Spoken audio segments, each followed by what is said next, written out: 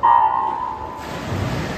efter detta Ågren 13, 200 meter i damer, i 2, bana 1, Elsa Bodin, bana 2, Ida Eriksson, bana 3, Martin Silani, bana 4, Silani, bana 5, Sofia Martinsson, i 2, bana 6, Felicia Rasmus.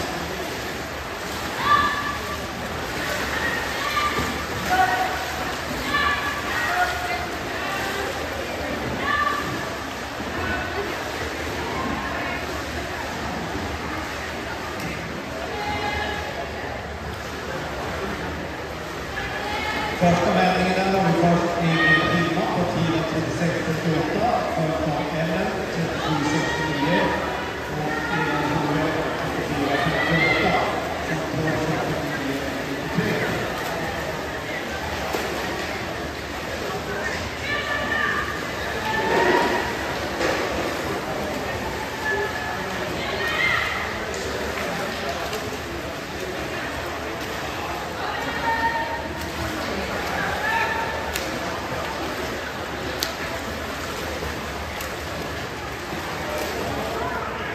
Där vänder Ellen efter Lyximmer på tiden 1.18.27, följt av Hilma 1.21 Ellen.